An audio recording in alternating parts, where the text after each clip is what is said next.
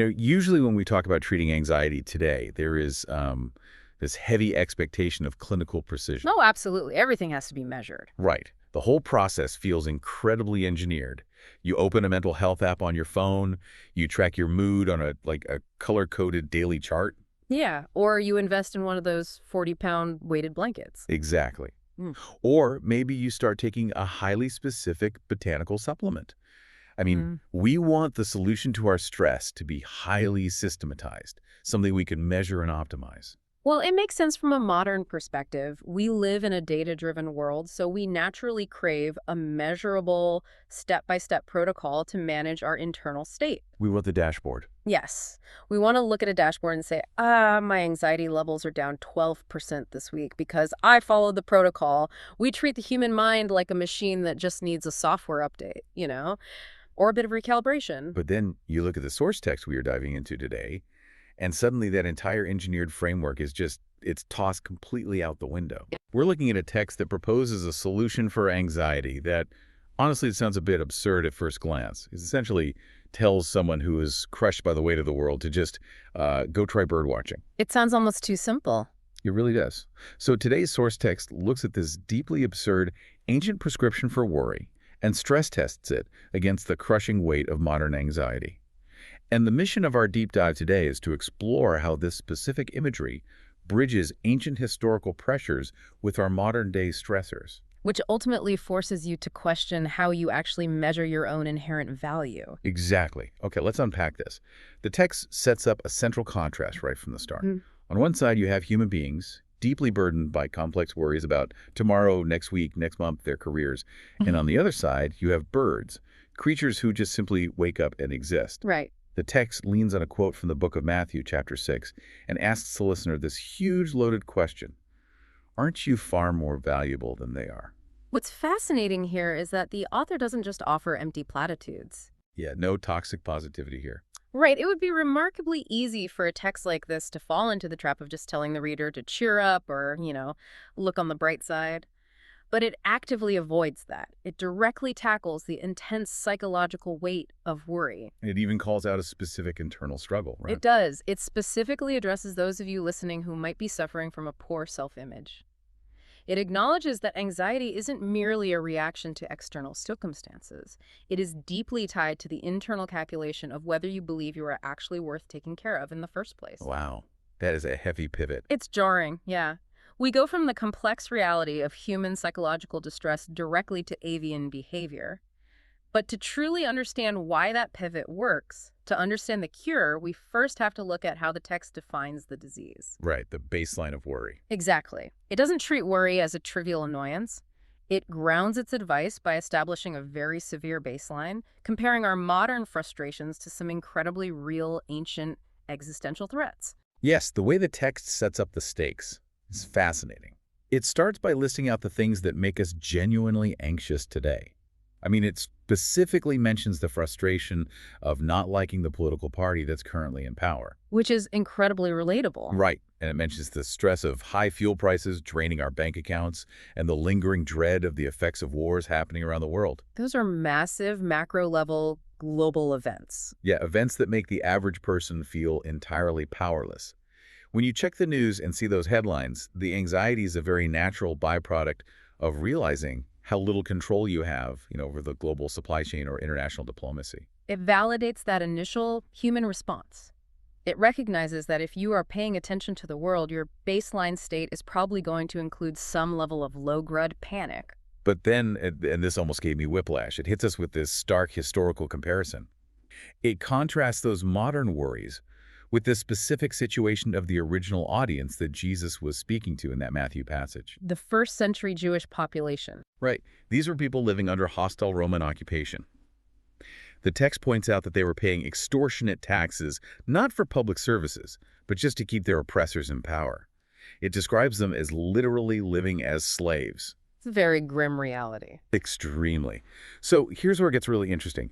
The author is explicitly drawing a line between our modern complaints about politics and fuel prices and the daily reality of people living as slaves paying extortionate taxes. It's quite the contrast. Yeah, so let me challenge that for a second. When I first read that, my immediate reaction was kind of defensive. Like, does this minimize our modern anxiety? Is the text basically saying, suck it up, Rome was worse, so your stress about inflation doesn't matter? Because that feels a bit dismissive. I get that. It absolutely can feel dismissive if you read it as a competition of suffering. But that's not the rhetorical strategy here. The text isn't necessarily mocking modern worries or telling you your stress isn't valid. Okay, so what is it doing? What it's actually doing is demonstrating the sheer radicality of the advice being given. I mean, imagine you're listening to this right now and you're stressed about inflation. Now imagine someone telling you to stop worrying, but your paycheck is actively being seized by a hostile occupying military force. You lack fundamental human rights. Right. If someone told that person to stop worrying, you'd probably laugh in their face. It sounds insane. Yeah, you'd think they were completely out of touch with reality. Precisely. Which means the principle being taught here must be extraordinarily robust to survive that context. It's a stress test for the philosophy. The argument is if this principle of letting go of worry can hold up under the crushing daily weight of the Roman Empire, it is certainly robust enough to handle our modern headlines. Ah, I see. So it works independently of the severity of the circumstances. Exactly. It proves that the antidote to anxiety isn't dependent on having a comfortable, secure life. That makes a lot of sense. It's not invalidating the modern stress. It's proving the heavy-duty nature of the cure. Which brings us to the actual mechanism of that cure. If the stress test is that severe, the antidote better be something incredibly profound. But instead, we get a surprisingly simple instruction. Look at the birds. The text quotes Matthew 6 again. Look at the birds of the sky, that they do not sow, nor reap, nor gather crops into barns, and yet your heavenly Father feeds them. The author points out that birds don't know where their next meal is coming from. Right, yet you never see a bird sitting on a branch having a hyperventilating anxiety attack. They exist entirely outside the logistical nightmare that consumes modern human existence. And I love that the text highlights the specific actions the birds don't do. They don't sow, reap, or gather into barns. To me, it feels like human life is defined almost entirely by our obsession with building endless metaphorical barns. Oh, definitely. We build our 401ks, we meticulously organize our pantries, we draft these rigid 5-year career plans. We spend all our energy trying to insulate ourselves from future tragedy by building bigger and better barns to store our security in. While the birds are completely freed from that burden. Exactly. This raises an important question about our underlying assumptions. We culturally believe that our security comes from our own frantic efforts, from that very barn building you just described. If you don't build a barn, society views you as irresponsible. Right. But the text suggests that this barn building is actually an illusion of control that just shifts our anxiety. Yeah. Instead of worrying, will I survive, we start worrying, is my barn big enough? What if the market crashes and my barn burns down? Anxiety just changes shape. Exactly. The bird, however, operates on a completely different economy. An economy of daily provision rather than an economy of hoarding. To really drive that idea home, the text brings in this highly specific, deeply quirky anecdote. It introduces a man who is out of work, totally despondent, and carrying the massive weight of wondering how he is going to feed his family. He's at the absolute end of his rope. Yeah. Yeah. And in that moment of despair, he notices some birds eating out of a bin. But the detail here is key. They aren't just pecking at stale bread crusts or discarded French fries. They are eating discarded strawberry shortcake. It's a wonderfully vivid detail that entirely changes the tone of the realization. I agree, it's a great image, but let me push back on it a little. Initially, it almost feels too quaint. Like, is the text promising that if we just stop worrying about our job loss or our bank accounts, the universe is going to magically drop luxury desserts into our laps? It borders on prosperity gospel territory, right? Exactly. The idea that giving up worry guarantees material wealth. Well, if we connect this to the bigger picture, it becomes clear that the shortcake isn't a literal promise of luxury. It's a profound metaphor for unexpected, unearned abundance. The man in the story is stuck in a scarcity mindset. He is terrified because he can't see the path forward to basic survival. And then he sees the bird. Right. When he sees the bird eating strawberry shortcake, a completely unnecessary treat, it shatters that scarcity framework. He realizes that the bird isn't just barely surviving on the margins of existence, it is experiencing abundance without having put in a single hour of labor to earn it. Ah, so the realization hits him. If the architecture of the universe is set up to occasionally provide a luxury like shortcake to a creature that doesn't sow, reap, or build barns.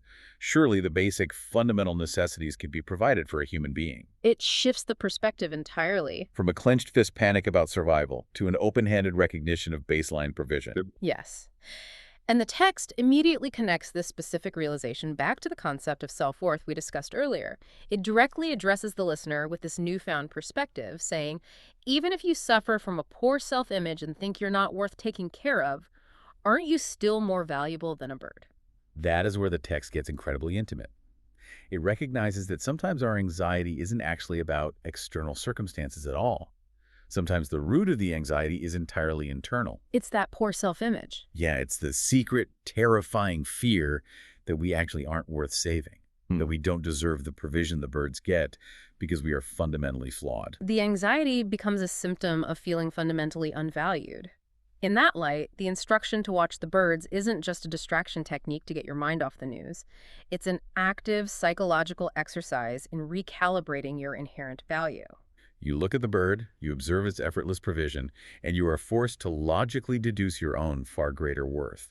Exactly. So, understanding our value compared to a bird eating shortcake is a brilliant mindset shift. It establishes that we are worth the effort of provision. But realizing your value is really only half the battle, right? I mean, you can know you're worth more than a bird and still be lying awake at 3 a.m. with a racing heart. Oh, for sure. The intellectual realization doesn't magically turn off the human brain's desperate desire to control tomorrow.